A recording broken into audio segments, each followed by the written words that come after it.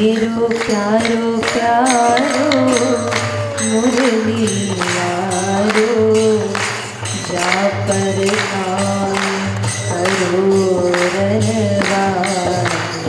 मेरो प्यारो प्यारो मुरली यारो, जा पर काम करो रनवार। मेरो प्यारो प्यारो मुरली यारो, जा पर काम करो रनवार। मेरो प्यारो प्यारो मुरली यारो, जा पर काम करो रनवार। मोर मुकुट पीतांबर धारो, चल अलमस्त चाल मतवारो। मोर मुकुट पीतांबर धारो, चल अलमस्त चाल मतवारो। ओ चाल आलमस्त चाल मतवार।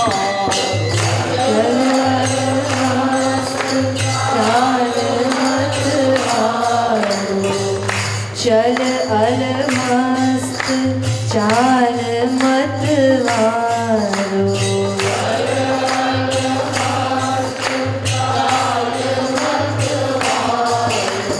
ब्रज रस जुवन रोम प्रति प्यारो, परमहंस रह तखत विचारो।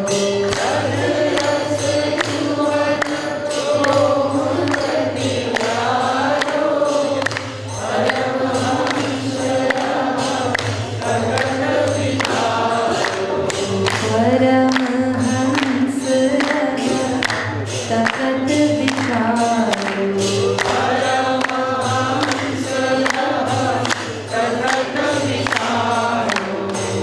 परमहंस रह तखत विचारो।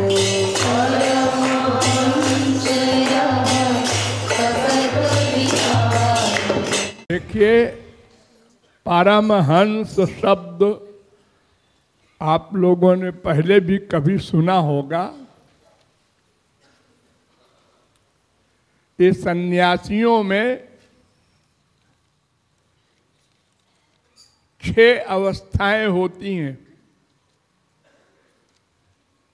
आजकल सब गड़बड़ है वेदों के अनुसार।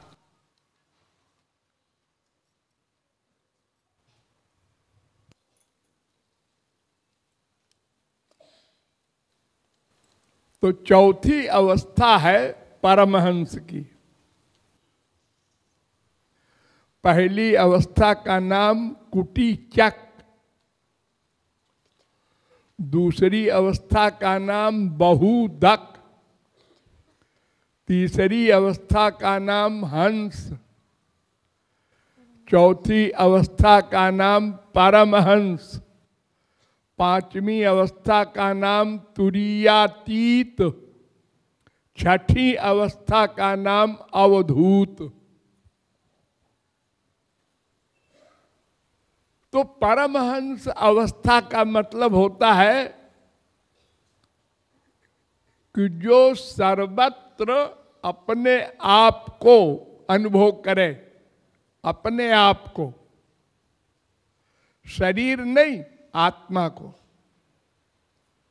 और कुछ न देखे।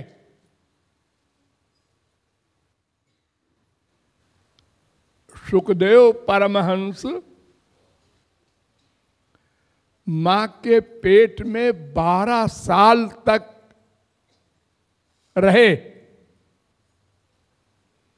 तो वेद व्यास ने कहा कि बेटा तुम अंदर बैठे हो इतने दिन से, 9-10 महीने में ही बच्चे बाहर आ जाते हैं, तुम कौन हो?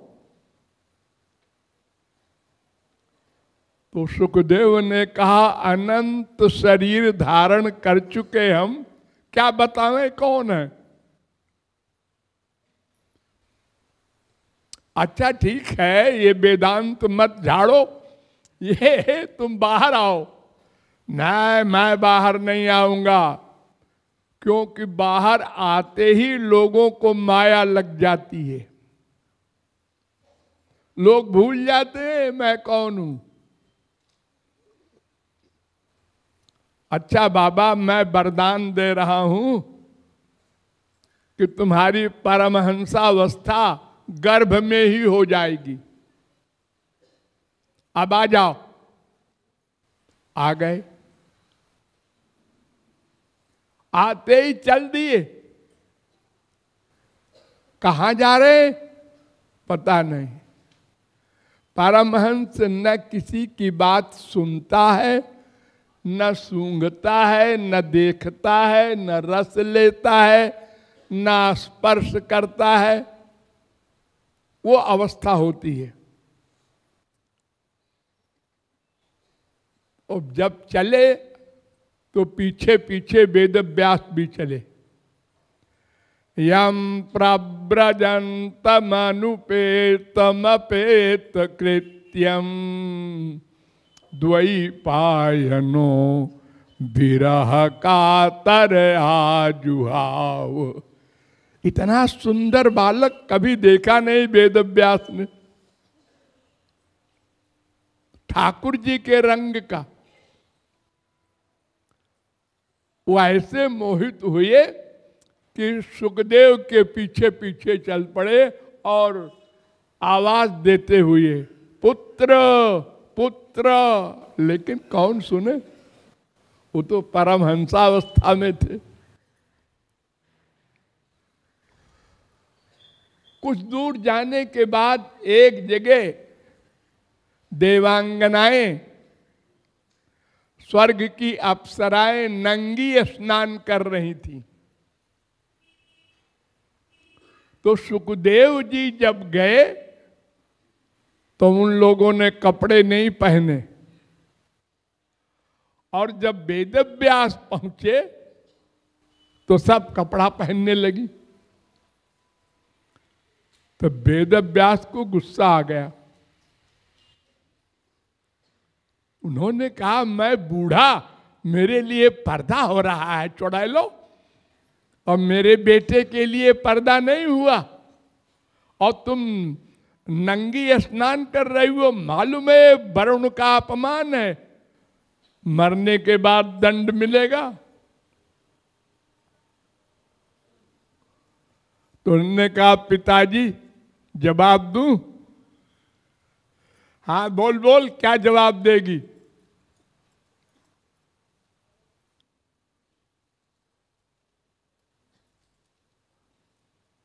आप हंस हैं,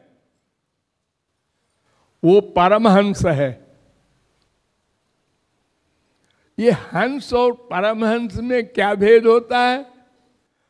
हंस सब कुछ देखता, सुनता, सूंघता, रस लेता, स्पर्श करता है, लेकिन अटैचमेंट कहीं नहीं। कुरूप भी देखा, स्वरूप भी देखा, सब देखता है, जानता है, लेकिन अटैचमेंट अपनी आत्मा में। ये मायातीत होता है हंस। और परमहंस कुछ देखते ही नहीं अपने सिवा। तो पिताजी आपने हमको स्त्री रूप में देखा, नंगी स्त्री के रूप में देखा ना, तभी तो डांटा।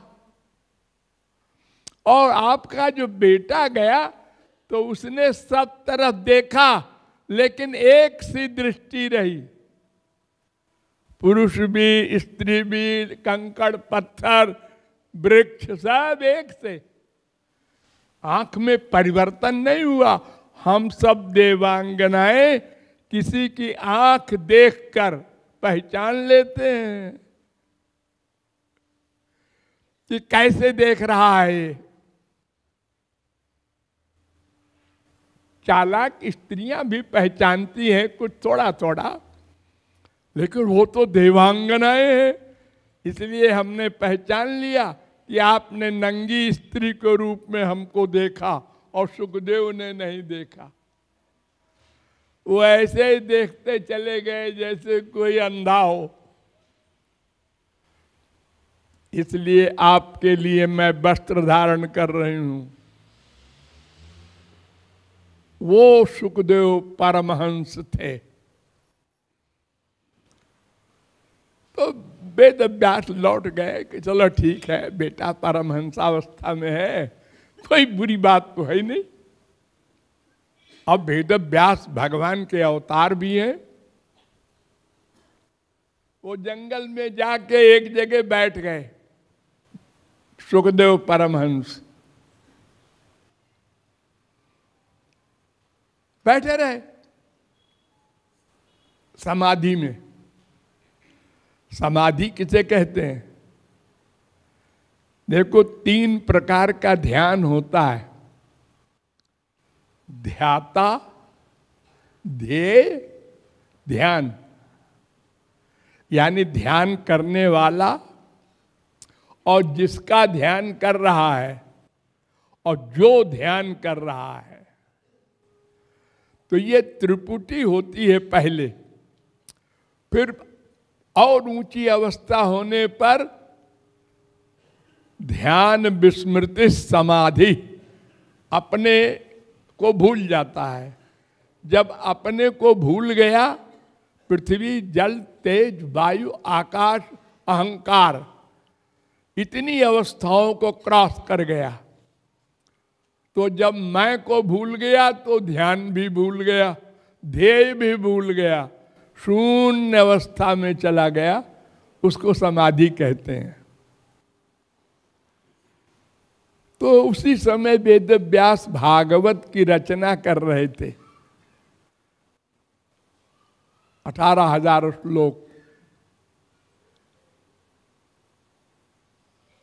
तो बहुत सारे शिष्य थे। कुछ शिष्य गए थे जंगल में लकड़ी बीनने, तो देखा एक सुंदर लड़का बैठा है, उसके ऊपर मक्खी मच्छर भी बैठे हैं, लेकिन वो न हिलता है न डुलता है। तो कुछ हिलाया उलाया बच्चों ने, शरारती तो होते ही हैं बच्चे, लेकिन कोई असर नहीं।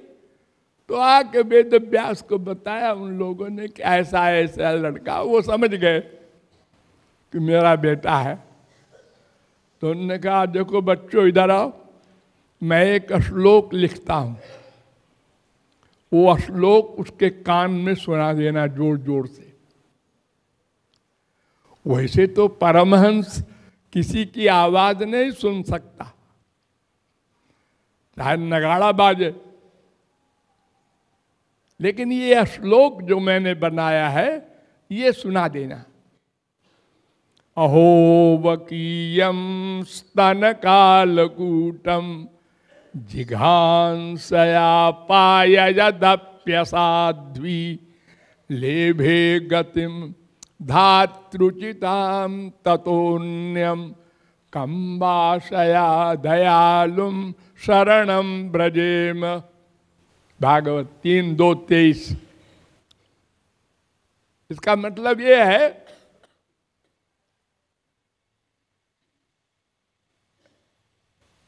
कि पूतना अपने स्तनों में जहर लगाया कंस की आज्ञा से कि सारे ब्रज के बच्चों को मार दो, इसी में कोई न कोई वो मेरा मारने वाला भी है। तो सारे ब्रज के बच्चों को मार दो तो हम चैन से सोवें। तो ठाकुर जी तो सबके अंदर बैठे ही हैं। पूतना बाई चांस, क्या वो ठाकुर जी की प्रेरणा से सबसे पहले ठाकुर जी के घर में घुसी। ठाकुर जी ने कहा और हमारे सखाओं को तो खा जाएगी, इसलिए मेरे ही पास आवे, पहले तो मैं इसको बताऊं। सुंदर स्त्री बन करके और नंद के महल में घुस गई विदाउट परमिशन। इतनी सुंदर स्त्री बनी कि कोई चौकीदार पहरेदार रोक नहीं सका। सब हटते गए उसके आने पर, और सीधे घर में घुस करके आंगन में जहां ठाकुर जी सो रहे थे, 6 दिन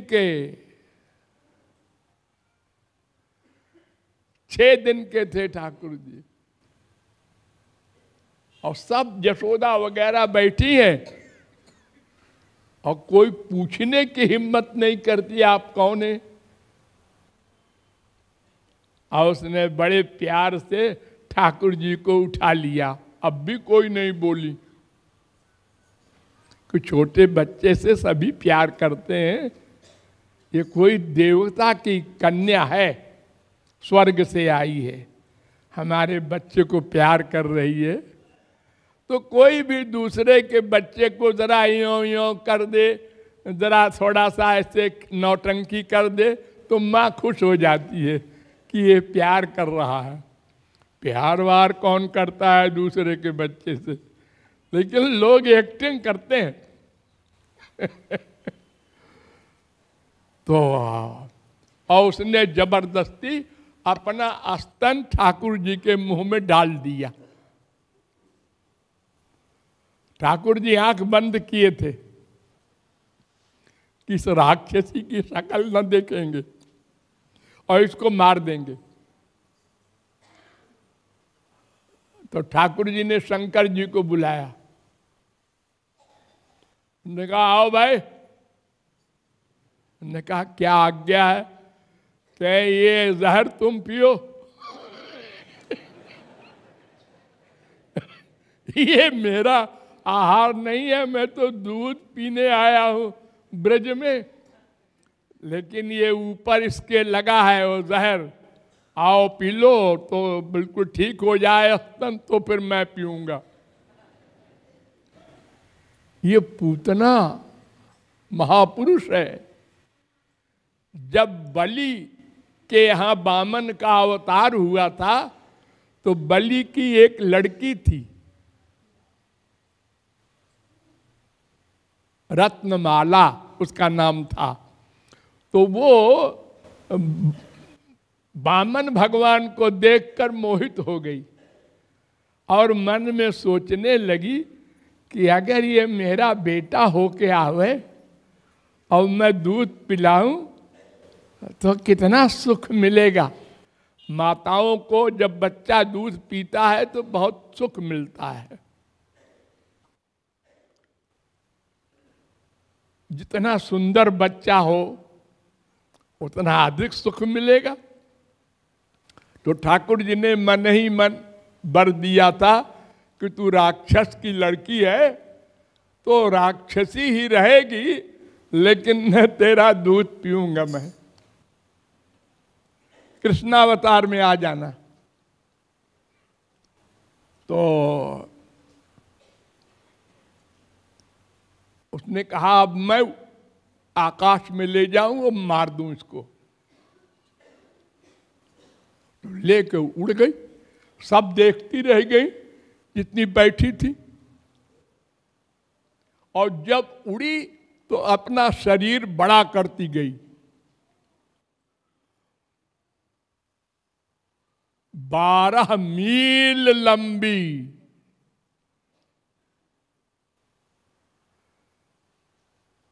12 मील लंबी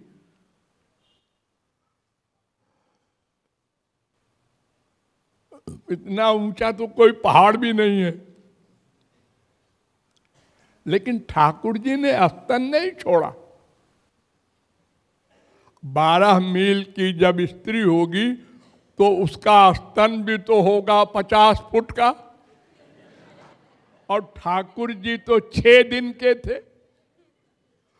अब 6 दिन का बच्चा इतना बड़ा स्तन संभाले और आकाश में उड़ी जा रही है वो।